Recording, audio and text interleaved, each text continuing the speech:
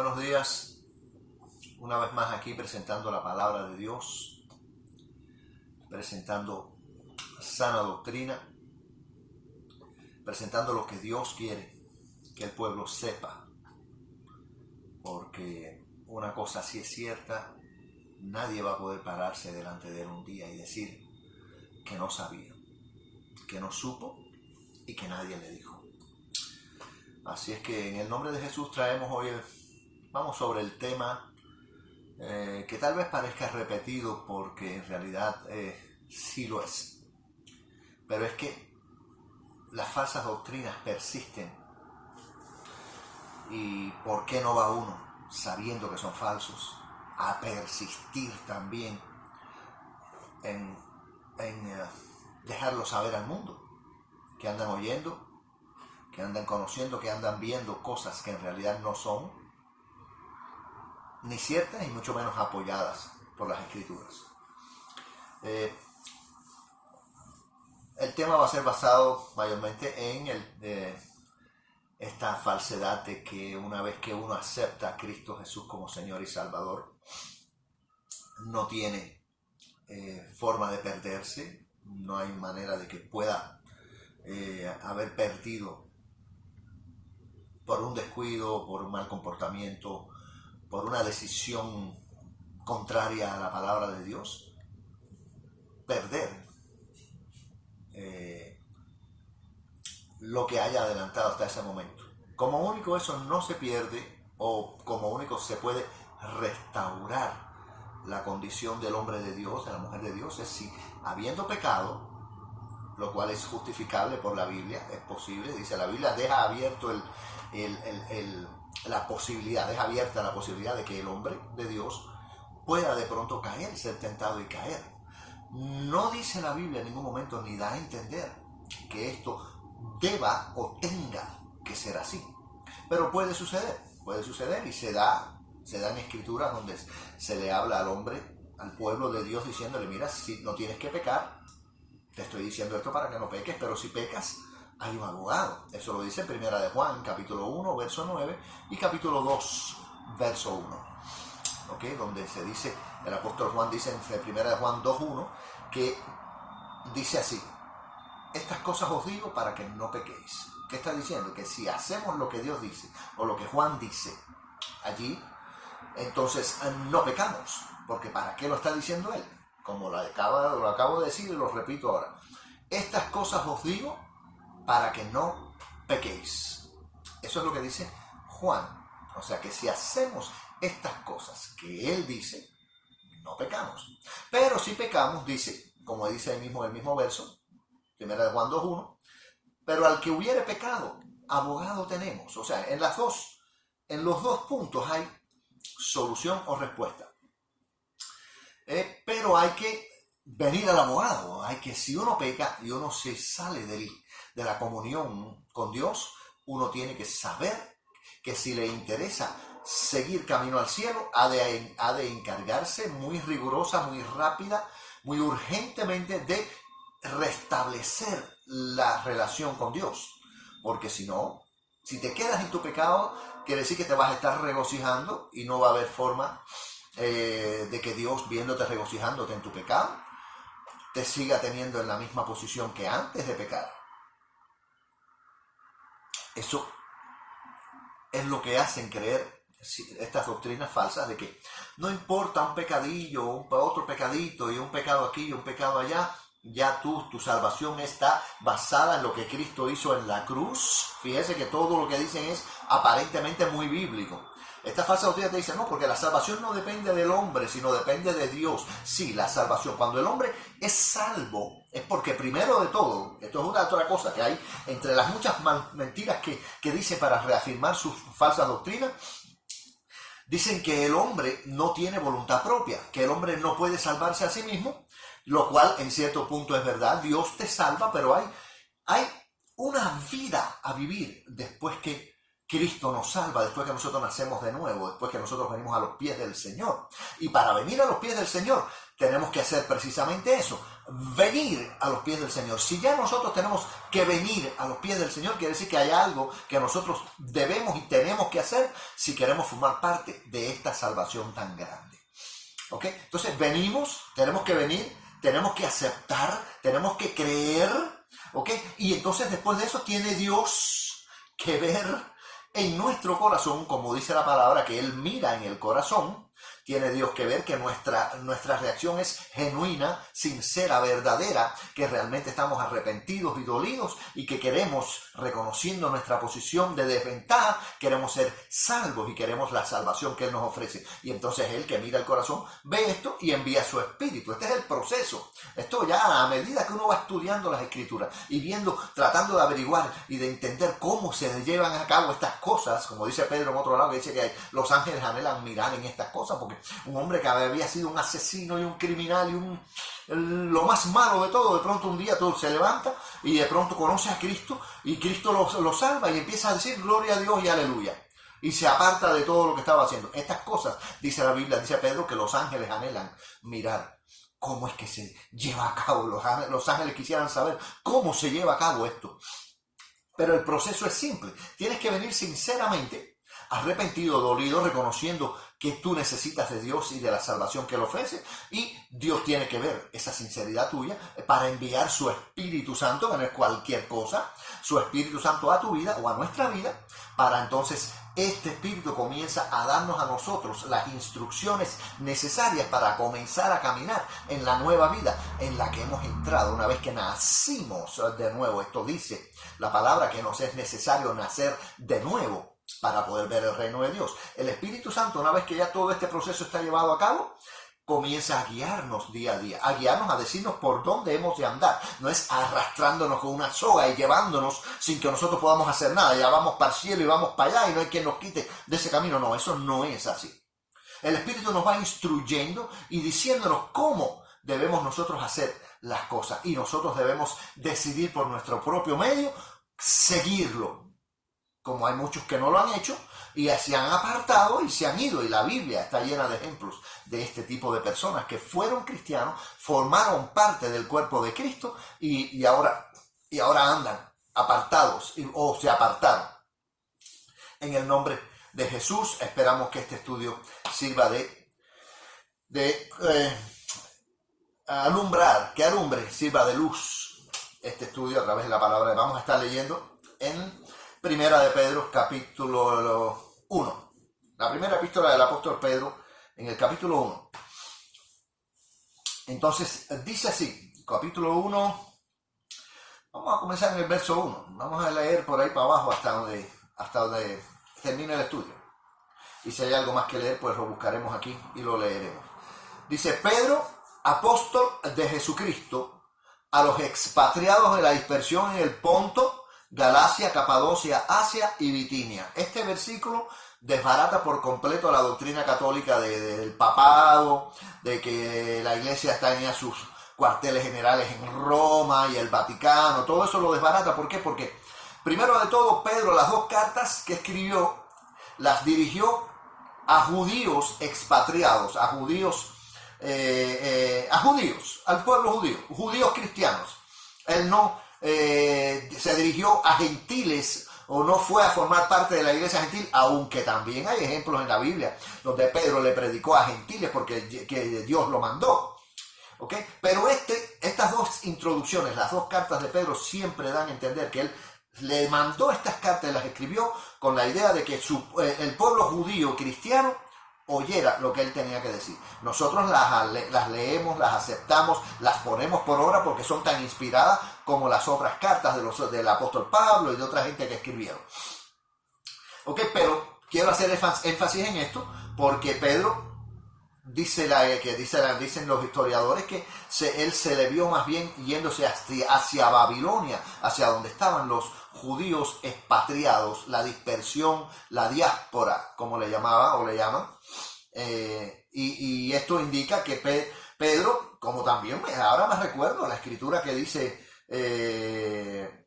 Pablo, que dice él que así como a Pedro le fue dado el evangelio de la circuncisión, o sea que a Pedro exclusivamente se le dio esto y Pablo lo deja saber. Así como a Pedro, dice Pablo, así como a Pedro se le dio el evangelio de la circuncisión, a mí, dice Pablo, se me dio el evangelio de la incircuncisión para que él fuera a los judíos y yo fuera a los gentiles. O sea que esos son cositas que se van aclarando. Mira, ahora mismo estas cosas que se van hablando, por eso a mí me gusta que sea en vivo así y que sea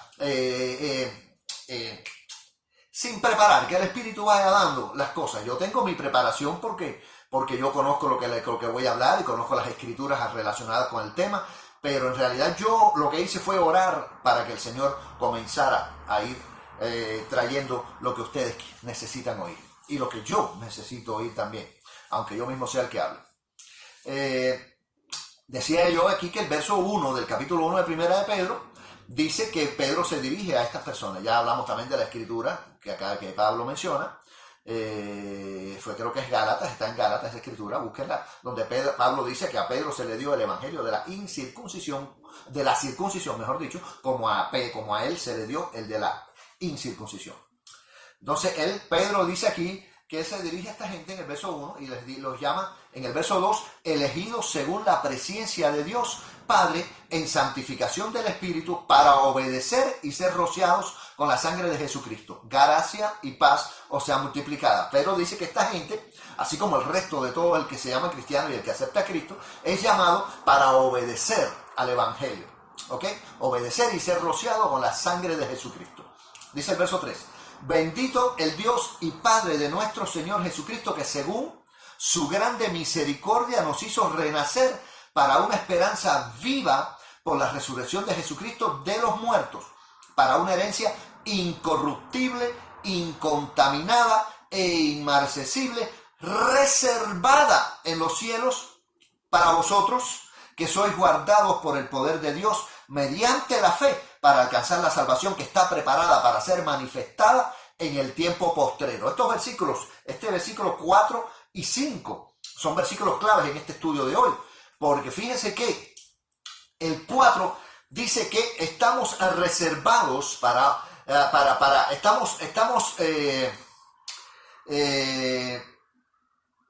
fuimos salvos para llegar a obtener una salvación que está reservada para ser revelada en el tiempo postrero, el tiempo final. ¿Ok? Dice el verso 4 una vez más, que esta herencia que nosotros hemos tenido está reservada en los cielos. ¿Qué quiere decir esto?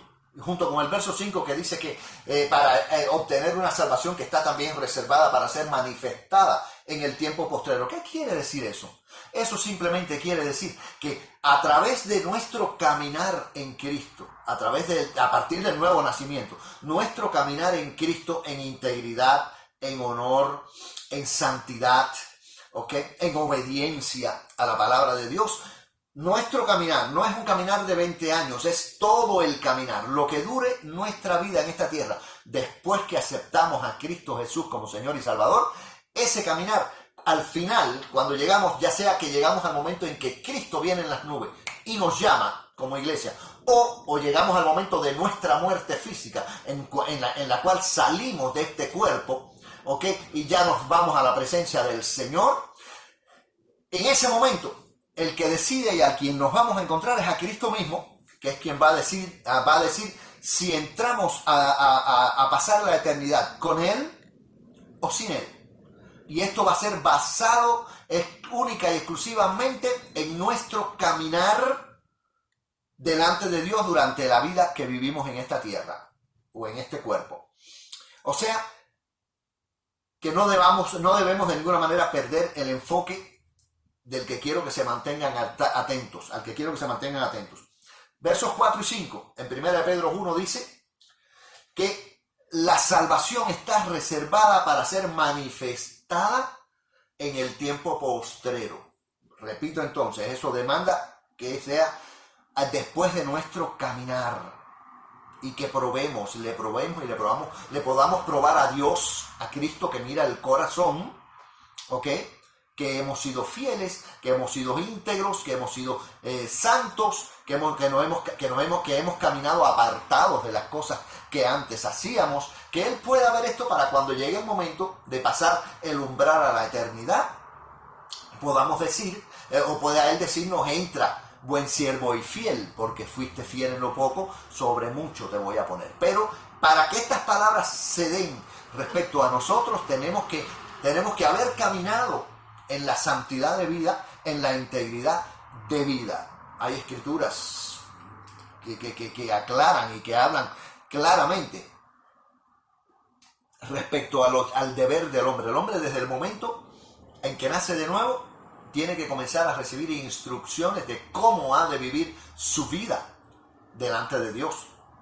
De lo contrario, si no lo hacemos así, estamos en desobediencia a lo que Dios dice que estamos supuestos a hacer. Y si desobedecemos, ¿qué es lo que va a pasar con nosotros? ¿Qué pasó con el primer rey de Israel? El rey Saúl. Saúl desobedeció. ¿Y qué le dijo Samuel en primera de Samuel, capítulo 15, versos 20 y tantos? Le dijo: oye, para Dios la desobediencia es como la idolatría. Tú no fuiste obediente. ¿Y qué pasó con Saúl? Fue desechado. ¿Ok? Fue desechado, quitado de como rey. Ahora cualquiera de esta gente que predican estas falsedades de que uno no se pierde, que más nunca se pierde después que acepta a Cristo, no importa en la posición que esté espiritualmente cuando Cristo venga. Eso es lo que dicen ellos, que si lo recibiste, lo único que vas a perder son recompensas allá en el reino de los cielos.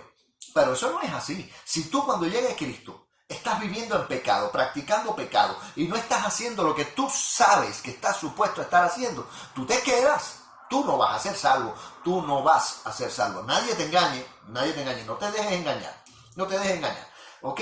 Dice entonces, verso 6, en lo cual, ¿qué cosa es en lo cual? La salvación que Dios ha prometido, que vendrá en el tiempo final, como dice el verso 5, el tiempo postrero. En esta salvación, en lo cual vosotros os alegráis, aunque ahora por un poco de tiempo, si es necesario, tengáis que ser afligidos con diversas pruebas, para que, sometida a prueba vuestra fe, mucho más preciosa que el oro, el cual, aunque perecedero, se prueba con fuego, sea hallada en alabanza, gloria y honra cuando sea manifestado Jesucristo. Jesucristo, cuando Él se manifieste, tiene que hallarnos a nosotros viviendo una vida que le dé gloria, honra y alabanza a Él, a través de nuestra fe. Tenemos que ser hallados viviendo una vida de fe que le traiga gloria, honra y alabanza a Cristo el Señor, cuando Él aparezca. De lo contrario, si eso es lo que se demanda, y llega Cristo y tú no estás en esta posición, entonces tú no te vas, porque si tú no estás en esta posición, quiere decir que tú no estabas preocupado o preocupada por darle a Dios la gloria de vida a su nombre. ¿Ok? Como dice la Escritura que estamos supuestos a hacer. Así es que entonces hay que tener muy al tanto, estar muy al tanto de estas cosas que estas falsas doctrinas esconden de los demás. Como por ejemplo, vamos a ir ahora a la segunda carta de Pedro. En la segunda carta de Pedro, en el mismo capítulo 1, igual que en el primero. En la segunda carta de Pedro, capítulo 1, vamos a leer una porción de las Escrituras, versos del 5 al 10. Y dice así: vosotros también, dice Pedro, vosotros también, ¿quiénes son vosotros también? La iglesia. Vosotros también, poniendo toda diligencia, o sea, no te estés tomando tu tiempo, como que quedan 20 años, tienes tiempo de sobra, puedes relajarte y estirarte e irte para la playa. No. Dice, vosotros también poniendo toda diligencia por esto mismo. ¿Ok? Por esto mismo. ¿Qué cosa es esto mismo? La corrupción que hay en el mundo, dice el verso 4, de la cual nosotros como cristianos huimos. Dice que por eso mismo debemos poner toda diligencia. ¿Ok? Y poniendo diligencia tenemos que añadir, dice aquí Pedro, a nuestra fe tenemos que añadirle virtud. ¿Ok? Virtud es qué cosa. Una persona virtuosa es una persona correcta, una persona que está haciendo lo debido y que lo está haciendo bien. Hay virtud en lo que está haciendo. ¿Y qué cosa en qué es lo único que hay virtud? En Cristo y en el Evangelio. En Cristo y en el Evangelio. Es lo único que hay virtud. ¿Ok? Pablo dice en Filipenses 4, 8 y 9 que lo único que debemos hacer es tratar de pensar en todo lo que sea bueno y digno de alabanza, y si hay virtud alguna. ¿En qué cosa debemos pensar entonces? El único virtuoso y el único bueno y el único digno de pensar y pasar nuestro tiempo de devoción es en Cristo. Cristo Jesús es el único bueno. ¿Ok? Lo demás es cuento. Cristo, todo el tiempo ha de ser Cristo, todo el tiempo.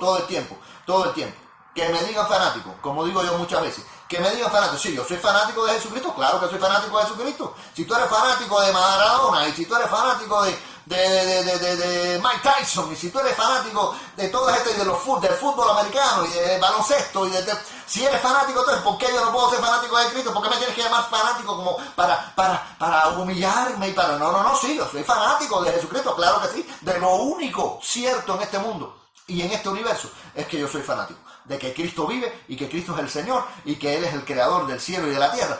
Claro que soy fanático, como yo no voy a ser fanático del que hizo el cielo y la tierra y el que me hizo a mí.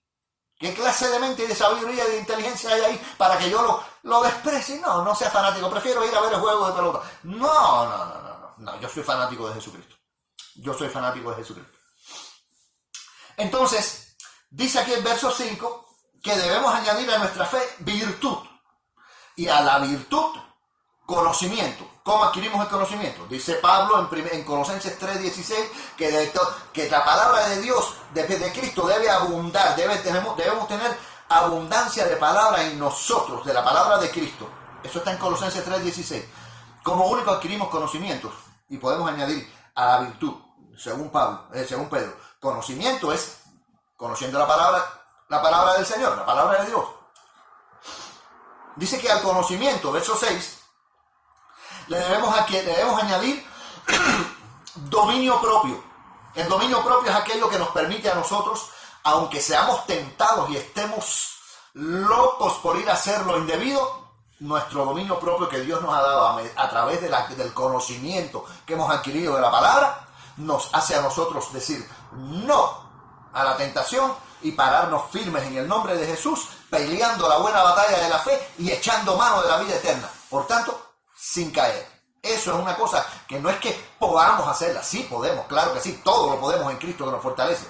Pero no solamente que podemos, debemos tener esta disposición de hacerlo. Si queremos seguir siendo cristianos y si queremos seguir rumbo al cielo con la esperanza de irnos con el Señor.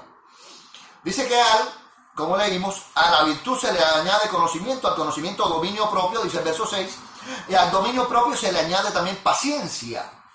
¿Ok? La paciencia es muy importante. La mayoría de nosotros, como seres humanos, somos muy impacientes y todo lo queremos al momento, y hay quien se molesta. Yo he tenido y estoy lidiando y lidio con mal carácter y me pongo tenso muchas veces y tengo que ponerme a orar y a pedirle al Señor que me ayude en eso, porque como que me falta un poco la paciencia.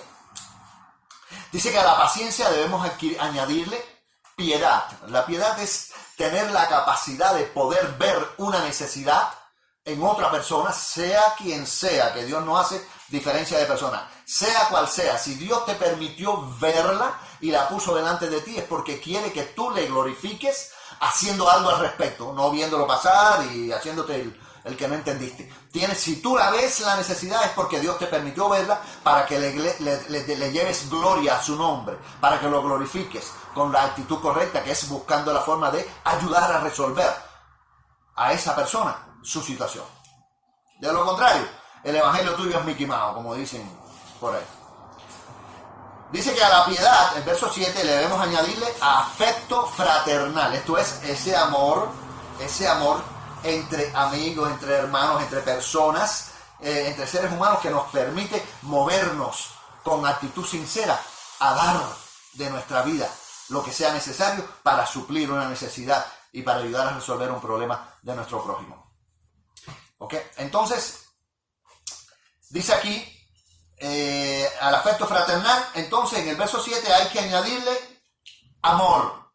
El amor ese que dice Pablo allá en 1 Corintios 13, que todo lo cree, todo lo espera, todo lo soporta. ¿Ok? Este amor que es capaz de entender, aunque se sienta mal, aunque sea tentado a quererse rebelar en contra de las cosas que pueda ver, que no le agradan, que no le tiene que tener este amor de Dios en él.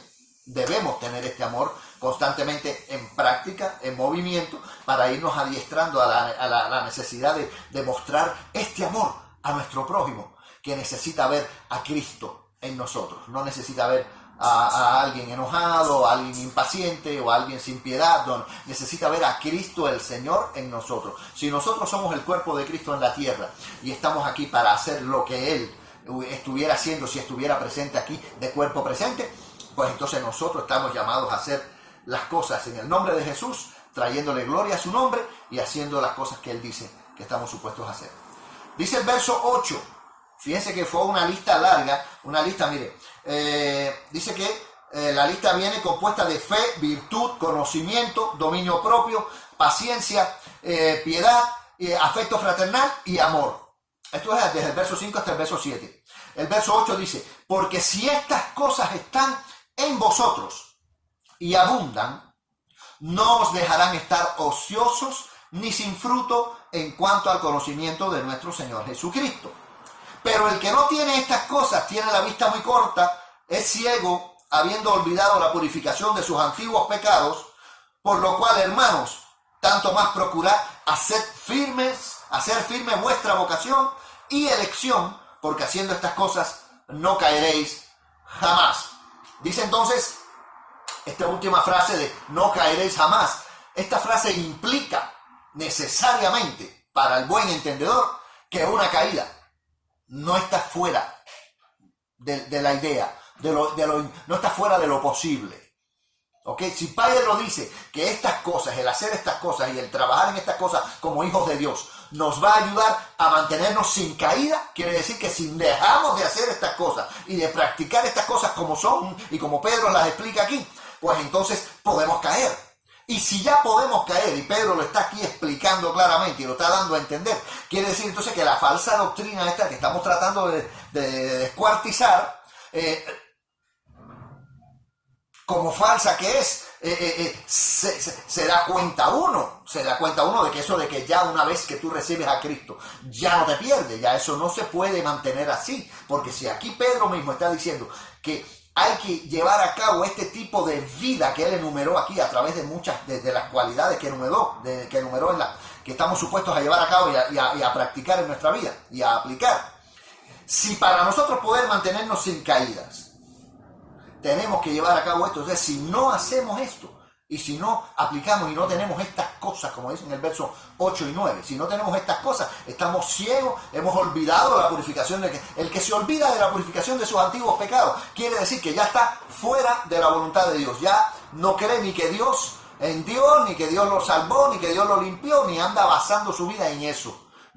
Si ya se pudo olvidar de la purificación de sus antiguos pecados, como dice el verso 9 aquí, entonces ya no es cristiano, ya está caído, ya cumplió con esta parte final del verso 10 que dice no caeréis jamás. Bueno, ese se cayó, ¿por qué? Porque no estuvo practicando en forma diaria lo que estaba supuesto a practicar para mantenerse sin caída. ¿Cuántos ejemplos más hay de que es posible la caída? Vamos a ir a otro ejemplo, vamos a ir ahora a Romanos capítulo 11. Vamos a ir a Romanos 11. Ok, Romanos 11. Voy a leer el verso 22. Porque para leerlo bien, y yo les recomiendo a ustedes, yo voy a leer nada más que el 22 a causa del tiempo. Ok, pero léanse desde el verso 13 hasta el 22. 9 versículos. Léanselos ustedes después. Para que ustedes vean la explicación. Pablo ahí está explicando a los gentiles, a la iglesia gentil a la que Dios le dio el ministerio, que no se deben sentir muy acá y muy especiales en relación a los judíos, porque ellos fueron desechados, ¿ok? Porque dice, entonces él pasa a explicar que si nosotros también dejamos de hacer lo que tenemos que hacer como iglesia, nosotros también, dice aquí el verso 22 que lo vamos a leer ahora, podemos ser cortados, ¿ok? Pero dice el verso 22, mira pues, esto es Pablo hablándole a los gentiles, a la iglesia gentil, mira pues la bondad y la severidad de Dios. La severidad ciertamente para con los que cayeron. ¿Quiénes cayeron? Los judíos. ¿Ok? La bondad, la severidad ciertamente para con los que cayeron, pero la bondad para contigo, le dice Pablo a la iglesia. Dios fue severo con los que cayeron, con los judíos, los que cayeron en el desierto. Y dice que ahora tiene bondad para contigo. ¿Ok? La bondad para contigo, ¿con quién? Con la iglesia, con el gentil. ¿Ok? Pero fíjese la condición, hay condición aquí. Dice, pero la bondad para contigo si permaneces en esa bondad. ¿Ok? Si permaneces en esa bondad, pues de otra manera, tú también serás cortado. ¿Qué quiere decir esto? Primero, al buen lector, vamos a siempre estar basado en eso. Si tú eres sincero, quieres aprender la verdad, no estás buscando cómo la Biblia te justifique tu propia vida de pecado. Si ese no eres tú, si tú de verdad estás interesado en saber cuál es la verdad, esta escritura aquí, si eres buen lector también te vas a dar cuenta de que implica, este verso implica que hay posibilidad, ¿ok? De que dejemos de estar en la bondad de Dios. Porque para eso se escribió la condición. Y contigo, bondad, dice Pablo allí, si permaneces en esa bondad, le dice Pablo a la iglesia gentil, si permaneces, ya esa frase, si permaneces en esa bondad, está diciendo que es posible que no se permanezca. El dejar de permanecer es posible. Eso es lo que está dando a entender Pablo, ¿ok? Y esta es parte de la condición que él expresa claramente allí. La severidad fue para con los judíos porque cayeron. Y la bondad para contigo si permaneces en esa bondad. Porque de otra manera, dice al final el verso 22, tú también serás cortado. Así como fueron ellos cortados, que es un poco más para arriba los versos que les digo que lean después, que habla de que los judíos, siendo ramas originales, fueron cortados. Y nosotros los cristianos gentiles fuimos injertados en la savia y en la rica savia del olivo, en el árbol. Esto es lo que está haciendo Pablo, una analogía, ¿ok? Y una comparación de lo que es la vida cristiana y de lo que es la raíz del evangelio y de la palabra de Dios. Los judíos fueron cortados porque no permanecieron en la bondad de Dios. Y nosotros se nos recomienda que permanezcamos, porque si no también vamos a ser cortados. Eso está hablando de que hay posibilidad de no permanecer, y el que no permanece en la bondad de Dios, ¿qué cosa le pasa? Dice aquí Pablo que es cortado. ¿Qué cosa es cortado? Cuando una rama tú la cortas en un árbol, ¿qué es lo que pasa con la rama esa? Cuando tú cortas la rama de un árbol, tú estás tirándola para el piso, a no ser que le hagas un injerto, y ya los injertos según la Biblia también es cosa que no es aceptable. Desde siempre, los injertos son inaceptables. El Viejo Testamento, la ley de Moisés, condena eso. Los injertos, tiene que ser puro de una sola cosa. ¿Ok? Entonces, si no permaneces en la bondad de Dios, eres cortado. ¿Qué le pasa a una rama que tú cortas y la tiras? Se seca y se muere. Se seca y se muere. ¿Qué? Se seca, se muere. Dice aquí que en otros lados que también es echado al fuego y arde. El Señor Jesús habla de eso en el Evangelio según San Juan capítulo 15. De que las ramas se caen, las ramas que no dan fruto. Eso es el Evangelio de Juan capítulo 15. Esa es otra escritura. El Evangelio de Juan capítulo 15 dice, permanecer en mí como yo permanezco en vosotros. Si no permaneces en mí, tú no me amas, ¿ok? El que me ama es el que guarda mis mandamientos, dice Jesús por allá por San Juan capítulo 15. Entonces eso es condicional. Si me amas, vas a guardar mis mandamientos. El que no me ama no guarda los mandamientos míos y los de mi Padre. Y entonces Cristo dice ahí también que las ramas se cortan, se secan y se echan en el fuego y arden. ¿Qué está diciendo? ¿De qué estaba hablando Cristo? Cristo era campesino, Cristo está haciendo una comparación, una analogía también de lo que es la vida cristiana, de lo que es la posibilidad de dejar de hacer lo que tenemos que hacer. Porque para nosotros dar los frutos que Cristo dice y habla y menciona en San Juan 15, para nosotros poder ser capaces de dar esos frutos como cristianos, tenemos que estar viviendo como cristianos. Tú no puedes llamarte cristiano y seguir siendo cristiano si tú no estás viviendo como cristiano. ¿De dónde se saca eso? Eso es lo que predica esta falsa doctrina. De los salvos siempre salvos, y la salvación y la seguridad eterna, y no te pierdes aunque estés perdido. Eso es todo. Entonces yo estoy aquí insistiendo en esto porque esta doctrina es muy acomodada. Le gusta, la gente se acomoda, muy fácil acomodarse a eso. Pero las que se acomodan a este tipo de doctrina son los que dice Pablo, por ejemplo, primera de Timoteo capítulo 4 o segunda de Timoteo, que dice que en los últimos tiempos vendría gente que serían amadores de sí mismos y buscadores de que le dijeran lo que ellos querían oír, con comezón de oír, para que le dijeran todo lo que ellos quieren oír. No, no te salvas, no te pierdes nada, siéntate ahí tranquilo, no, tú nada más que dame tiempo y siéntate ahí. Y así no es la cosa no es así, la Biblia lo está enseñando claramente. Otra escritura, Primera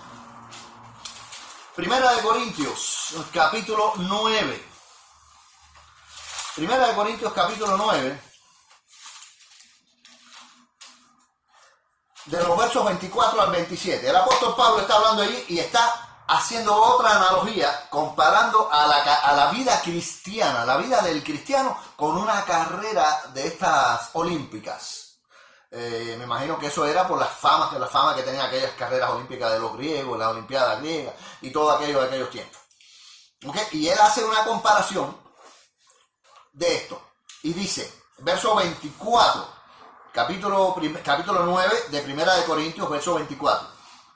Dice Pablo, ¿no sabéis que los que corren en el estadio, todos a la verdad corren, pero uno solo se lleva el premio?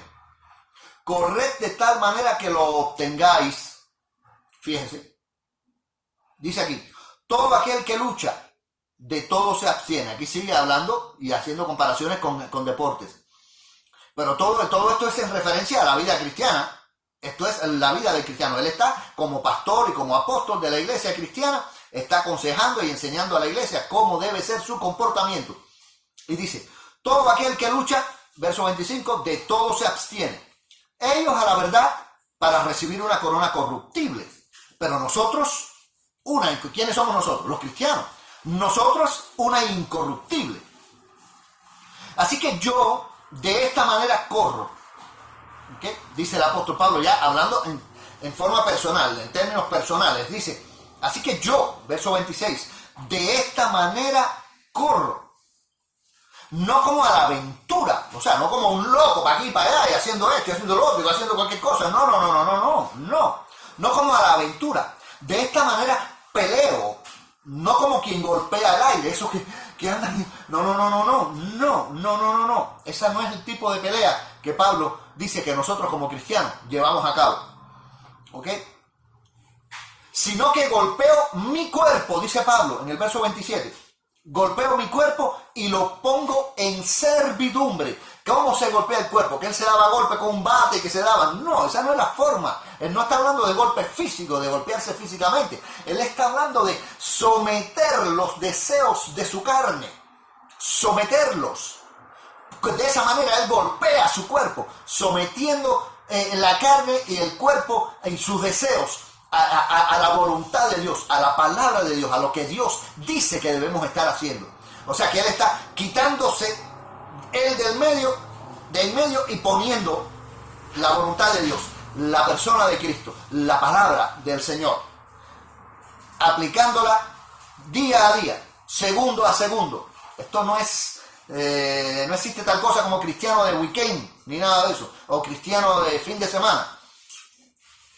Dice aquí entonces, sino que golpeo mi cuerpo y lo pongo en servidumbre, no sea que habiendo sido heraldo para otros, yo mismo venga a ser eliminado. ¿Quién no ha visto una carrera de esta? A todo el que eliminan en una carrera, pierde la carrera. ¿Okay? ¿Cómo me vas a decir que él no está comparando estas carreras y estos deportes y está haciendo analogías en referencia a la vida cristiana? Quiere decir entonces que si tú no haces las cosas como él dice aquí y aconseja, él mismo dice que él mismo golpeaba su propio cuerpo, no sea que habiendo sido heraldo para otro, un heraldo es un anunciador, no sea que habiendo sido heraldo para otros, él mismo viniera a ser eliminado. Cuando a alguien lo eliminan en una carrera, en una competencia, cualquiera que sea, perdió la competencia, perdió la carrera. En el caso de la vida cristiana y de la salvación, perdiste la salvación. ¿Ok? Y él está hablando del final. Él aquí está haciendo referencia al final. Dice, no vaya a ser que yo me golpeo yo mismo, yo me controlo y yo pongo mis deseos en dominio y los domino. No vaya a ser que, habiéndole dicho a todo el mundo qué hacer, yo mismo no haga las cosas como decía y aconsejaba y me quede y pierda mi salvación. y me eliminen. Eso no lo admite la sana doctrina. La sana doctrina dice que Dios es tan grande y su amor es tan grande que Él no te va a eliminar. Que Él lo más que puede hacer es quitarte recompensas. De que no vas a perder recompensas, pero te vas para allá arriba, aunque cuando Él llegue tú estés aquí fumando marihuana y en fornicación y en adulterio y en homosexualismo. No importa en lo que tú estés. Lo único que tú vas a perder son recompensas. Si alguna vez lo recibiste y lo aceptaste como Señor y Salvador. Si cuando Él llegue, usted no está haciendo y yo no estoy haciendo lo que estamos llamados a hacer, lo que sabemos que es nuestro deber, nos quedamos. Y si nos quedamos, perdimos la salvación. Nos eliminaron, nos descalificaron, nos eliminaron. Es lo que va a entender Pablo en esta escritura. Les agradezco. Voy a detener este estudio aquí para no tomar tanto tiempo. Ya veo que van 40 y tantos minutos, 40 minutos. Así es que en el nombre de Jesús les doy las gracias y espero que haya servido y que sirva de enseñanza esto. Estén alertas en contra de esta doctrina de que no te pierdes y no te pierdes, no importa lo que tú hagas. No. Busquen el ejemplo también. Les voy a dejar una escritura, no la vamos a leer, pero les voy a dejar el ejemplo de Demas. Segunda de Timoteo, capítulo 4, versos 9 y 10. Este Demas lo pueden comparar también con Colosenses 4:14 y con Filemón 24. En estas dos últimas que acabo de mencionar, Colosenses 4:14 y Filemón 24, Demas es un cristiano, un colaborador de Pablo, junto con Lucas, el médico amado, y todo. Vean eso, Colosenses 4:14 y Filemón 24. Y después vemos que Pablo le escribe a Timoteo y le dice, oye, ven a verme, porque Demas me ha desamparado y se ha ido amando este mundo, se ha ido a Tesalónica. ¿Okay? Y entonces ya también cuando te dice que amando este mundo, ya puedes ir también a 1 de Juan, capítulo 2, versos 15 al 17, donde te dice lo que pasa con el que ama el mundo. Así que bendiciones en el nombre de Jesús. Le doy la gloria y la honra a Cristo Señor. Le doy gracias por las almas de ustedes. Oro para que aprendan y apliquen la palabra y peleen la buena batalla de la fe, echando mano de la vida eterna, porque de ninguna manera se va a dar por inocente al culpable. Si usted a la hora que llega al punto final de su vida no ha caminado recto, no anda en rectitud y en integridad con Dios, usted se queda. Nadie le haga cuento. Así que busque integridad, busque santidad, porque dice Hebreos 12:14 que sin santidad nadie verá al Señor. Bendito el nombre poderoso de Jesús. Les agradezco una vez más y Dios me les bendiga.